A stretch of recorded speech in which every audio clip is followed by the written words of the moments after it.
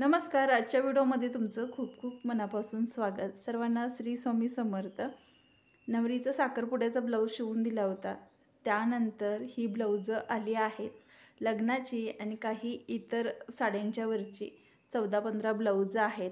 या ब्लाऊजांची एकच कटिंग आहे, प्रिन्सेस कट आहे. ती कटिंग तुमच्याशी मी शेअर करते. आणि ही नॉर्मल ज्या साड्या आहेत त्या साड्यांच्या वरची ब्लाऊज आहेत आणि ही लग्नाची आहेत. आता लग्नाची ही वरातीची साडी आहे, त्याच्यावरचा हा ब्लाऊज ही लग्नाची आहे आणि हा वर्कचा ब्लाऊज त्याच्यावरचाच आहे. अशा पद्धतीने वर्क आहे त्याच्यावरती आणि हा हळदीचा आहे. ही साडी आहे ती पूजेची साडी आहे आणि ही जी आहे ती अशीच घेतली होती त्यांनी आणि त्याची कटिंग आपण एकाच व्हिडिओमध्ये पाहणार आहोत. आता पुढचा जो व्हिडिओ येईल तो स्टिचिंगचा येईल. हा पार्ट 1 असेल. आणि सुरुवातीला मी अस्तर घेतलेली आहेत आणि ती अगोदर इस्त्री करून घेते, त्यामुळे मापं आहेत ती परफेक्ट बसतात, कुठेही कपडा एक्स्ट्रा राहत नाही. या 14-15 ब्लाऊजपैकी मी एका ब्लाऊजची कटिंग आणि स्टिचिंग सविस्तर शेअर करते आणि सगळी ब्लाऊज आहेत ती ह्याच मापाने मी कटिंग केलेली आहेत. आता अस्तर डबल फोल्ड केले, बंद भाग माझ्याकडे आहे, ओपन भाग समोर ठेवला. सुरुवातीला उंची घेतलेली आहे, तयार उंची आहे ती 13 आहे, त्याच्यात 1 इंच मिळवला, 14 इंचावरती पॉईंट घेतला आणि अशा पद्धतीनं लाईन ड्रॉ केली. आता इथं मुंडा घेतलेला आहे 5.25 इंच घेतला आणि इथून सुद्धा 5 इंच आहे का ते चेक केलं आणि मग छातीचं माप टाकलं. छाती आहे 32 इंच, त्याचा चौथा भाग येतो 8 इंच आणि 2 इंच मार्जिन घेतले. कमर आहे 28 इंच, त्याचा चौथा भाग येतो 7 इंच प्लस पाठीतला 1 इंच टक्स आणि वरती 2 इंच मार्जिन घेतले. त्या पद्धतीनं खालीसुद्धा 2 इंच मार्जिन घ्या आणि ही दोन्ही पॉईंट आहेत ते लाईन ड्रॉ करा. आता पाठीमागच्या मुंड्याला आकार दिला 1.25 इंचावरती आणि पुढच्या मुंड्याला आकार दिला 1.25 इंचावरती. मुंड्याच्या लाईनीचा मध्य केला आणि आता आपल्याला राऊंड शेपमध्ये हे तिन्ही पॉईंट आहेत ते राऊंड शेप आकार दिला. आता इथं उतार मी सरळ लाईनवरती 1.5 इंच दिला आणि पुढं आकार आहे तसा देऊन घेतला. असं केल्यानं काय होतं, फिटिंग परफेक्ट बसतं, चुन्नट वगैरे अजिबात येत नाही. आता गळा रुंदी आहे ती 2 इंच घेतली. गळा उंची आहे ती 9.5 इंच घेतली. तुमची कमी जास्त असेल तर तुम्ही घेऊ शकता.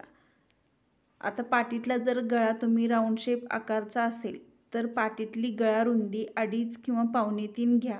इथं मी चौकोनी गळा तयार करणार आहे, त्यामुळं मी 2 इंचच गळा रुंदी ठेवलेली आहे.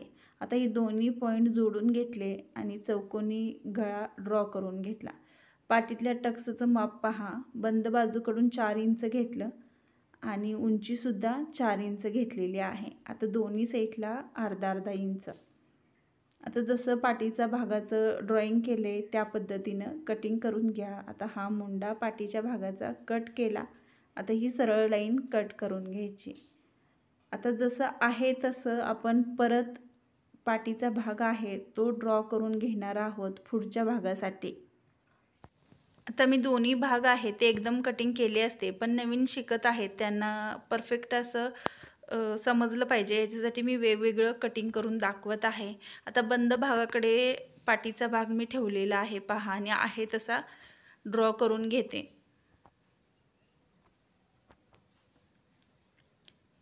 आता आपली मुंड्याची लाईन आहे ती ड्रॉ करून घेऊया आणि पुढचा भागाला मुंड्याला आकार दिलेला आहे तो सुद्धा ड्रॉ करून घेऊया. आता पाठीच्या भागाला गळा रुंदी 2 इंच आपण घेतली होती, तसंच पुढच्या भागाला सुद्धा गळा रुंदी 2 इंच घ्यायची.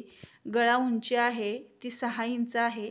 इथं 2.5 इंच रुंदी ठेवलेली आहे आणि असा क्रॉस बॉक्स तयार करून घेतला, त्याच्यामध्ये राऊंड शेप असा आकार दिला. इथं गळ्याला तुम्ही कमी जास्त तुम्हाला जसा पाहिजे तसा तुम्ही घेऊ शकता आणि आकारसुद्धा तुम्हाला जसा आवडेल तसा तुम्ही देऊ शकता. पाठीच्या भागाची उंची 14 इंच होती, पुढच्या भागामध्ये अर्धा इंच वाढवून घ्यायची आहे. टक्स रुंदी पहा 3.5 इंच घेतली. टक्स उंची आहे ती 4 इंच घेतली. आता इथं बरोबर सरळ लाईन आहे पहा घेतलेली, त्याच्या पुढं 4 इंचाच्या अर्धा इंच वाढवून घ्यायचं आहे अंतर आणि सरळ लाईन न करता हे दोन्ही पॉईंट आहेत 3.5 इंच आणि उंची आहे ती 4 इंच, ते अशी क्रॉसमध्ये लाईन ड्रॉ करायची. असं केल्यानं काय होतं की कटोरी आहे प्रिन्सेस कटची ती चपटी बसतच नाही, व्यवस्थित असा पप येतो आणि फिटिंग अगदी परफेक्ट बसतं. आता 2 इंचाचा इथं पॉईंट घेतला आहे पहा, आणि इकडं प्रिन्सेस कट आहे साईड भाग, त्याला आकार देऊन घेतला.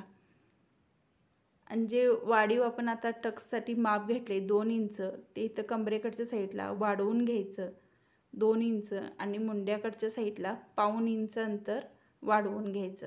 आता पाऊण इंच म्हणजे किती, तर 1 इंचाला 2 सूत कमी. आता हे दोन्ही पॉईंट आहेत ते क्रॉसमध्ये लाईन ड्रॉ करायची.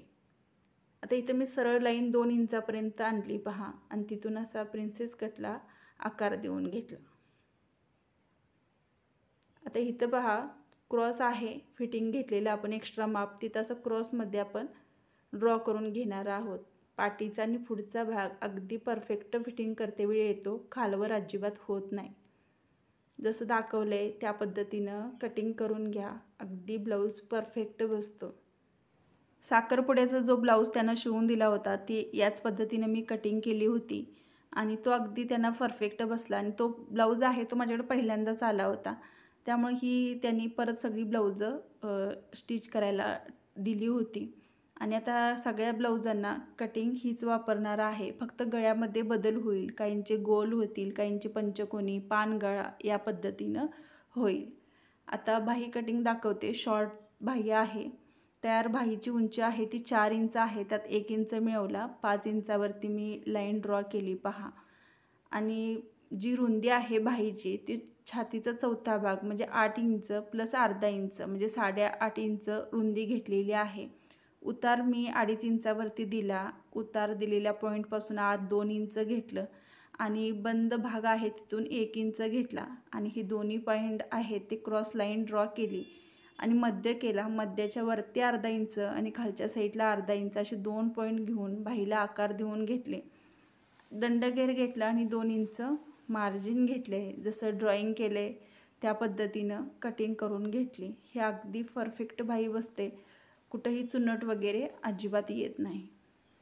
पुढचा भाग कटिंग केला त्यावेळेला प्रिन्सेस कटोरी आहे, मुंड्याकडच्या साईडला पाव इंच अंतर आपलं कटिंग करायचं राहिलं होतं, ते कटिंग करून घेऊया. असं केल्यानं काय होतं, ज्या वेळेला प्रिन्सेस कटोरी जोडतो आपण मुंड्याकडच्या साईडला उचलल्यासारखी होते किंवा चुनट येते, ते अजिबात येत नाही, अगदी परफेक्ट अशी बसते.